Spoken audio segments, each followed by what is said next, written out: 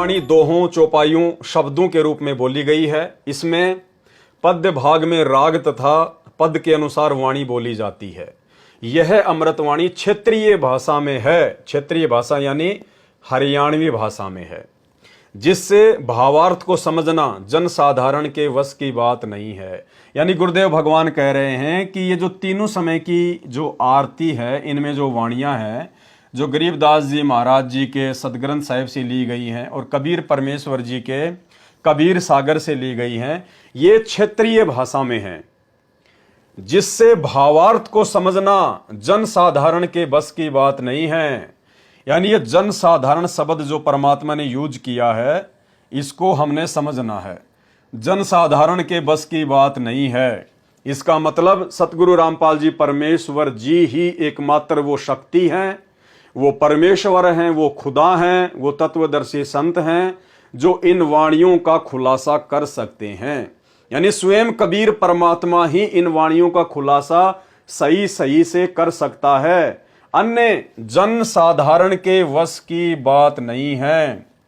21 ब्रह्मांड में जितने भी प्राणी हैं, 33 करोड़ देवी देवता, ब्रह्मा विष्णु महेश और दुर्गा और काल, ये भी जन साधारण की श्रेणी में हैं परमेश्वर जी के आगे। बाकी इस पृथ्वी के जो ज्ञानी आचार्य, शंकराचार्य, पंडित, मुल्ला, मौलवी, उनकी तो बात ही छोड़ दीजिए। तो परमेश्वर कह रहे हैं इसके भावार्थ को समझना कि इन वाणियों का क्या रहस्य है, क्या गूढ़ ज्ञान इनमें छुपा हुआ है। ये वाणियां भक्ति और परमेश्वर के विषय में क्या समझाना चाहती हैं। कहते हैं जन साधारण के वश की बात नहीं है। तो भाइयों और बहनों, अब हमने ये गलती करना छोड़ना होगा। कौन सी गलती? संत रामपाल जी को जन साधारण मानने की गलती। जो गलती सतलोक आश्रमों से जुड़े हुए 90% भाई बहन कर रहे हैं। गुरु मानुष कर जानते ते नर कहिए अंध, ओवें दुखी संसार में आ गए यम के फंद। यानी सतगुरु रामपाल जी परमेश्वर जी के अलावा जब तक हम इस कागज की फोटो को, जो कबीर जी की समझी जाती है, जिस रूप में कहा जाता है कि परमात्मा 650 साल पहले काशी के बनारस में प्रकट हुए थे, आज भी सतगुरु रामपाल जी परमेश्वर जी की 90% संगत सतलोक आश्रमों से जुड़े हुए भाई बहन पूर्ण परमात्मा कबीर साहिब जी के सतगुरु रामपाल जी परमेश्वर जी के रूप में धरती पर प्रकट होने के बावजूद भी इस कागज की फोटो को ही परमात्मा मानकर, कबीर जी मानकर पूज रही है। इस फोटो को भगवान मानकर जून के महीने में कबीर प्रकट दिवस मना रही है।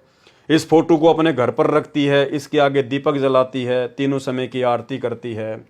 तो परमेश्वर जी कह रहे हैं कि इन वाणियों को समझाना जनसाधारण के वश की बात नहीं है। अब जनसाधारण के वश की बात नहीं है तो फिर संत रामपाल जी कोई जनसाधारण व्यक्ति नहीं है, क्योंकि जनसाधारण व्यक्ति तो इनके सरलार्थ को समझ ही नहीं सकता, कर ही नहीं सकता। गुरुदेव ने स्पष्ट लिख दिया यहां पर।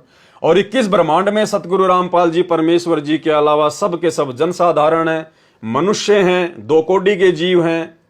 तो अब हमने इस बात को समझना होगा, परमेश्वर जी के इन संकेतों को समझना होगा। अब हमने अपने परमेश्वर जी को परमेश्वर जी के रूप में ही मानना होगा, पूजना होगा। इन्हीं की भक्ति से, इन्हीं को परमात्मा मानने से, इन्हीं को अपने इष्ट रूप में मानकर पूजा करने से आप और हमारा वर्तमान में कलयुग की पिछली पीढ़ी में पूर्ण मोक्ष होगा। अन्यथा नहीं हो सकता, क्योंकि गरीबदास जी ने अपनी वाणियों में स्पष्ट कर दिया है कि गुरु मानुष कर जानते वो नर कहिए अंध, वह दुखी संसार में आ गए यम के फंद। तो गुरु को मानुष मानने का मतलब है गुरु जी के अलावा किसी और को भगवान मानना। भाई यदि आप अपने गुरु जी को ही परमात्मा मान लेते हैं तो आपने किसी और में परमात्मा देखने की आवश्यकता ही नहीं है, क्योंकि परमात्मा तो सृष्टि में एक ही है, 2 नहीं हो सकते। जब आत्मा एक है तो उसका परमात्मा भी एक ही है। और यदि आपने अपने गुरु को ही वो परमात्मा मान लिया, वो कबीर मान लिया, तो फिर आपने इस दाढ़ी मूंछ वाली नकली फोटो को कबीर मानकर पूजने की आवश्यकता पड़ने ही नहीं चाहिए।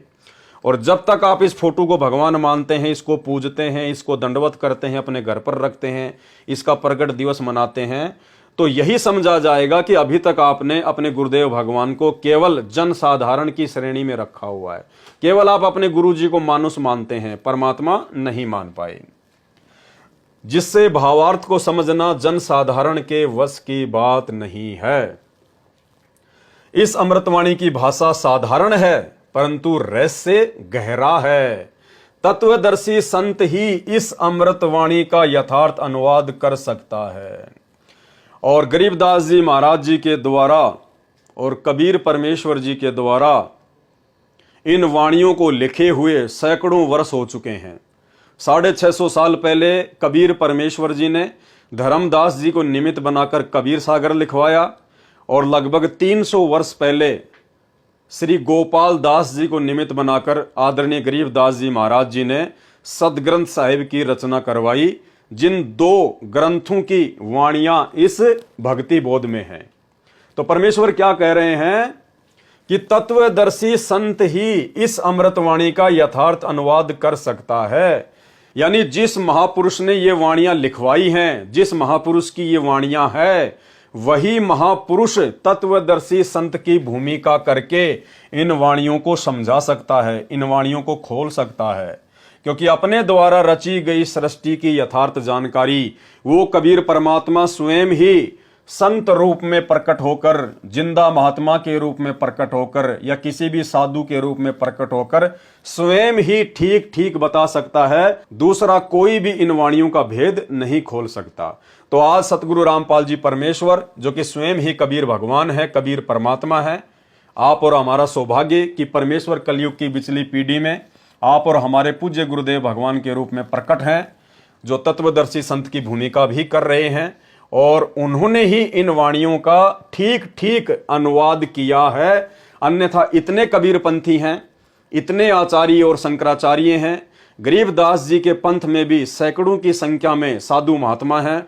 आज तक ना ही तो कोई कबीर सागर का यथार्थ अनुवाद कर पाया और ना ही कोई गरीबदास जी की वाणियों का, सदग्रंथ साहिब का यथार्थ अनुवाद कर पाया।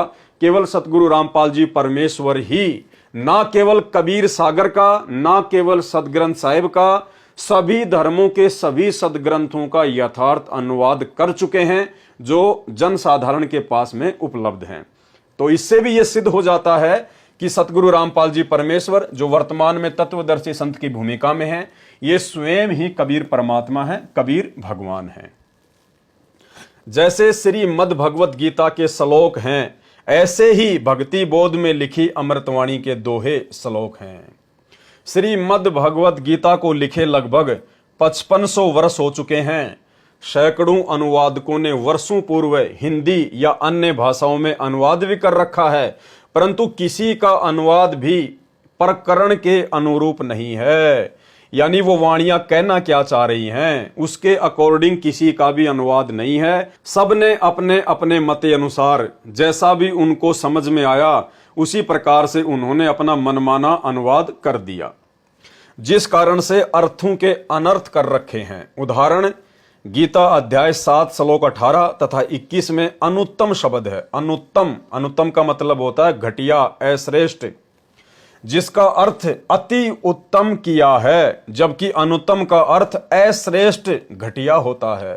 उत्तम का अर्थ श्रेष्ठ होता है, इसके विपरीत अनुत्तम का अर्थ अश्रेष्ठ। गीता अध्याय 18 श्लोक 66 में व्रज शब्द है। व्रज का मतलब होता है जाना, जिसका अर्थ जाना होता है। सर्व गीता अनुवादकों ने व्रज का अर्थ आना किया है। अर्थ होता है जाना और उन्होंने कर दिया आना। उदाहरण के लिए, जैसे अंग्रेजी के शब्द गो का अर्थ जाना होता है, यदि कोई गो का अर्थ आना करता है तो वह अनर्थ